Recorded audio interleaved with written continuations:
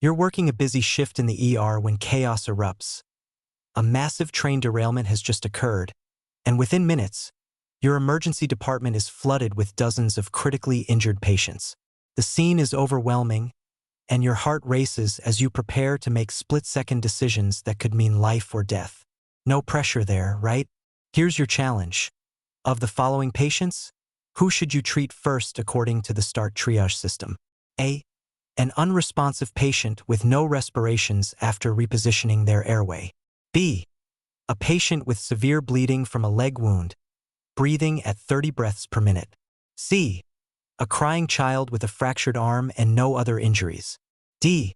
A patient who is conscious, confused, and has a respiratory rate of 22 breaths per minute. As a nurse, one of your most crucial responsibilities in a mass casualty situation is triage. Who do you prioritize first? The question is tough, but I bet you can handle it. Stick around to the end and we'll cover the answer. Hello, Nessie friends, and welcome to Yes, You Can Master Disaster Management and Emergency Preparedness. Some of the least utilized but most critical skills a nurse can take on are during a mass casualty, or natural disaster, or other large-scale emergency. The next-gen NCLEX covers the topic, so let's highlight the parts you might see. Go ahead and click subscribe on the channel if you're studying, or if you're an instructor with nursing students, or a practicing nurse looking to bone up their skills, or just interested. You'll get a few shorts this week too with more info. For now, though, let's start by reviewing the foundation, the START triage system. The START triage system is designed for mass casualty incidents where resources are limited and quick decisions are essential. It categorizes patients into 4 groups based on their condition and urgency of care. Immediate needs get a red tag. These victims have life-threatening injuries with a chance of survival if treated quickly, like severe bleeding or respiratory distress. Delayed treatment patients get a yellow tag. While their injuries are serious, they are not immediately life-threatening. Minor injuries get a green tag and can wait for treatment. Expectant, black injuries so severe that survival is unlikely. Even with treatment, simple fractures, scrapes, and bruises. The tag system seems reversed because usually you might prioritize the sickest or most injured patient. However, you must consider in a disaster scenario you have limited resources, so you have to prioritize the sickest that have a chance of survival. In an ideal world, we would take heroic measures to save every individual. But disasters are never ideal. Within a hospital, organizations use color codes to communicate emergencies efficiently. Some are universal, but be aware of variation in your organization. Common color codes include: a code red means fire, and you should evacuate patients nearest the fire first.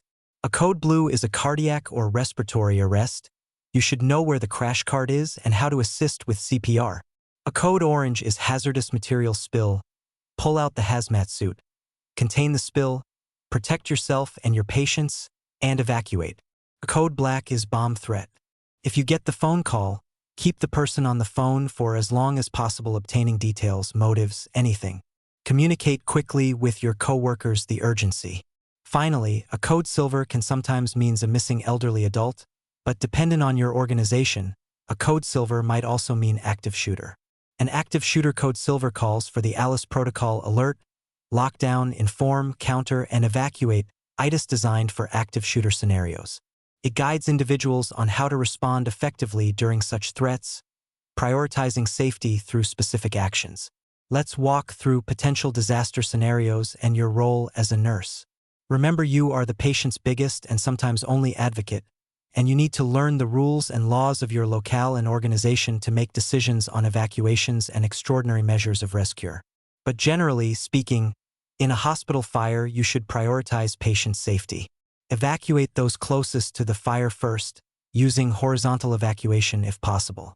In a natural disaster like hurricane or earthquake, prepare for power outages, lack of clean water, and supply shortages. Assist with triage, provide basic medical care, and support patients' emotional needs. You can also move patients away from windows or cover them with blankets if there is a risk of broken glass. Bioterrorism event. Recognize signs of bioterror agents like anthrax or smallpox. Implement infection control measures, isolate patients, and follow protocols for administering vaccines or prophylactics. Effective communication is vital during a disaster. Following the chain of command is crucial to the timely delivery of life-saving interventions to the most in need. Know whom you report to, who they report to, and all the way up to the crisis manager. Follow their lead and instructions quickly, as time is literally somebody's life. Additionally, working within an interdisciplinary team is part of the disaster plan. You will find yourself a member of several teams, each with their individual goals and management. Learning to balance the demands of teamwork with the very real lives in your hand takes patience, professionalism, and situational awareness. Some teams you might be working with, interdisciplinary medical teams of licensed practitioners where you collaborate with physicians, respiratory therapists, pharmacists, and more. Emergency response teams with both licensed and unlicensed first responders coordinating with EMTs, paramedics, and firefighters. Public health agency bureaucracies in place support the immediate response and will coordinate the long-term planning. You will guidelines from the CDC and local health departments. But don't forget your first job is to save the lives of people who are affected by the disaster. Now, let's evaluate our initial patients according to the START triage system. Which one would you treat first? A. An unresponsive patient with no respirations after repositioning their airway. B. A patient with severe bleeding from a leg wound, breathing at 30 breaths per minute. C. A crying child with a fractured arm and no other injuries. D. A patient who is conscious, confused, and has a respiratory rate of 22 breaths per minute. Who do we treat first? Why? Rule out as a black tag the unresponsive patient that isn't breathing, so no to Optiona A. Rule out the crying child. A broken arm is a big ouchie, but a minor injury. It comes down to the severe bleeding or the confused patient. We know the confused patient is conscious and breathing 22 breaths a minute, so just a little tachypneic. The leg bleeder is breathing at 30 breaths a minute, a definite sign for impending respiratory failure. That's the one, for sure. The answer is B, the patient with severe bleeding and a high respiratory rate. This patient is in immediate danger and has the best chance of survival with rapid intervention. Triage isn't just about memorizing tags, it's about applying clinical judgment under pressure. In real life, you may have to make tough calls. Sometimes, saving one life means making peace with another being beyond help.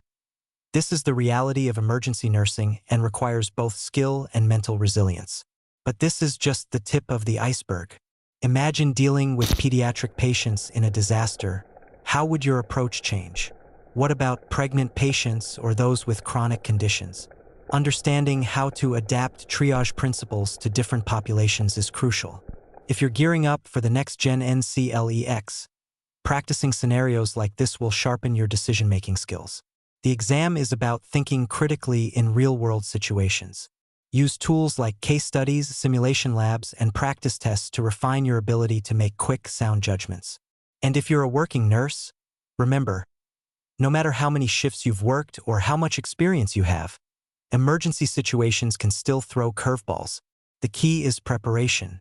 Stay sharp, keep learning, and when the time comes, trust your training. Mastering disaster preparedness isn't just about passing the NCLEX. It's about being ready to protect your patients when they need you most. Yes, you can master emergency prep and disaster management. Like, comment, share, and subscribe. Join the channel and master your NCLEX.